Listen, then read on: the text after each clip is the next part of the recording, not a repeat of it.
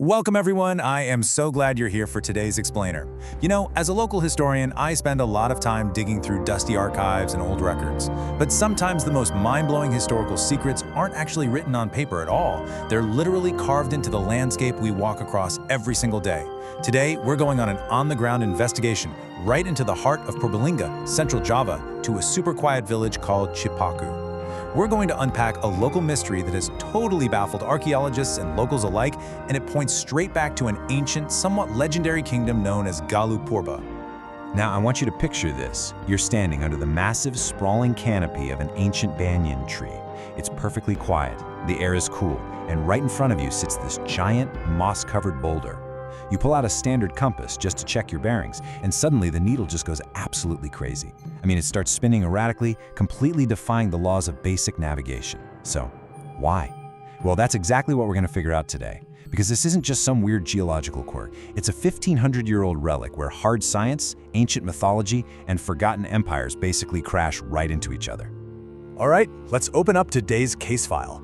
We'll be looking into the mystery behind the name Cipaku, cracking the secret code of the inscription stone, tracking Taramanaggara's footsteps, exploring those crazy magnetic anomalies and myths, and finally, looking at the enduring Sundanese legacy. Let's dive in.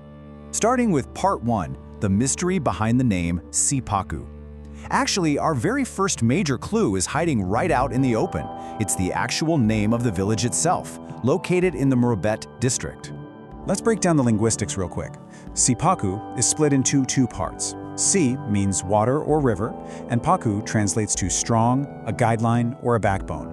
Put them together, and you get a river that serves as the strong backbone of life. But here is the massive twist, guys. This is an old Sundanese naming convention. In Sundanese tradition, naming areas after water elements is super common because, well, water was literally the center of all social and economic life. Now you might be wondering, why is that a twist? Well, because Purbalingga is deep in central Java. The folks there speak Javanese, not Sundanese. The name Cipaku definitely doesn't come from the Javanese Mataraman language. So looking at this through the lens of a historian, this linguistic anomaly is a huge red flag, in a good way. It strongly hints that this area was civilized and named by the ancient Galuh Purba kingdom, expanding out of West Java way before later Javanese cultural expansions took over. The town's name is quite literally a surviving fossil of an ancient empire. How cool is that? Okay, moving on to Part 2, the secret code of the inscription stone. So, from the name of the town, let's shift to the physical evidence buried right in the middle of it. We're heading to Duku Pangabonan, right back under that shady banyan tree, to check out the mysterious Watu Tulis, or the inscription stone. For centuries, the locals absolutely knew this stone was there, but its actual academic value wasn't officially decoded until 1983. That's when Dr. Kusin, an archaeologist from Gajah Mada University, came out to examine it. And what he found was just astonishing. Carved right into this massive rock was a single line of extremely faded text. The script, Pallawa. The language, Sanskrit. Boom. That immediately dated the stone back over a millennia, completely pulling the curtain back on a deeply ancient civilization right in the middle of this unassuming farming village. So, after some seriously careful study of those faded carvings, Dr. Kusin managed to translate that one single line. It read, Indra Wardhana Wikrama Deva. Just let that sink in for a second. Indra Wardhana Wikrama Deva. It sounds incredibly regal, doesn't it? Like a powerful royal or a high-ranking nobleman. But it leaves us with this huge cliffhanger. Who in the world is this guy? And honestly, what is a 5th century nobleman doing leaving his signature on a giant rock in a remote corner of central Java? This is where our historical detective work really kicks into high gear. Which brings us to Part 3, tracking Taramanaggara's footsteps. To figure out who this mystery noble is, we've got to do some comparative analysis. We need to track his origins by comparing our stone in Cipaku to others found around Indonesia. And this right here perfectly illustrates the connection we were looking for. It's like matching ancient fingerprints. Notice the Cipaku inscription on the left compared to the famous Charatun inscription found over in Bogor, West Java, on the right, which we know belongs to the great Taramanaggara kingdom. See the similarities? They both use the exact same Pallawa script. Both use Sanskrit. Both are written in a classic Indian poetic meter called a sloka. Now sure, Cipaku only has one line while Charatun has 4, plus those spider and footprint motifs. But these matching historical fingerprints strongly suggest our mysterious Indra Wardhana was directly tied to the Tarumanagara kingdom's political or cultural expansion somewhere between the 5th and 7th centuries. Let's look at the timeline to really build out this picture. So, created around the 5th century, this stone literally just sat there, witnessing the evolution of writing into Old Javanese or Kawi script by the 8th to 10th centuries. It kept waiting until 1983 to finally be decoded, and then, awesome news, it was officially declared a cultural heritage site in 2018. But why carve it in the first place? Well, back in ancient times, kings would gift tax-free lands known as a sima.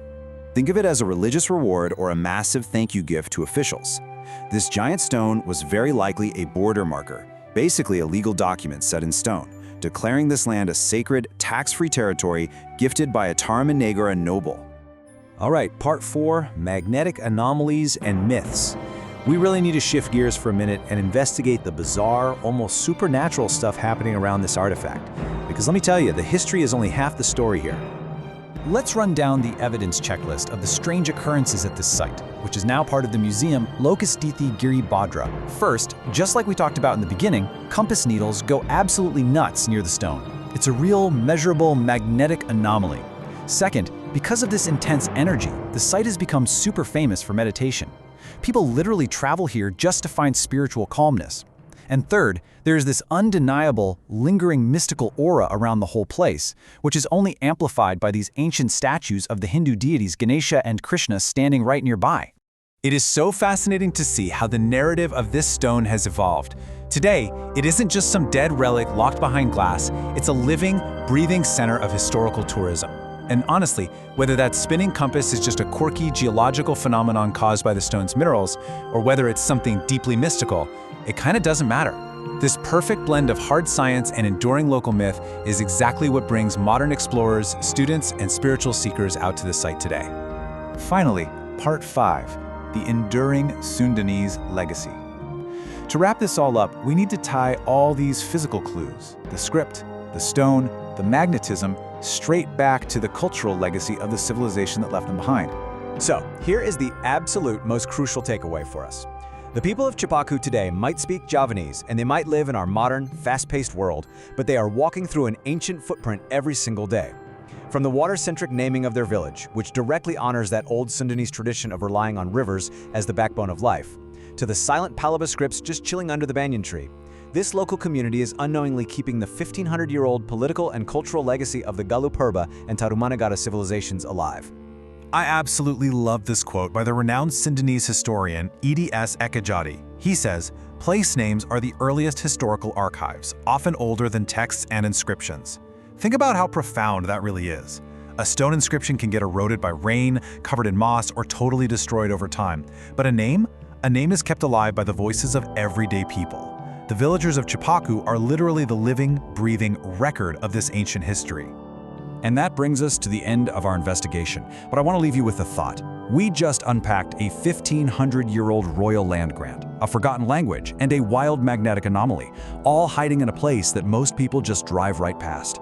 History isn't just something that happens in distant capitals or famous ruins. It is quite literally right beneath our feet.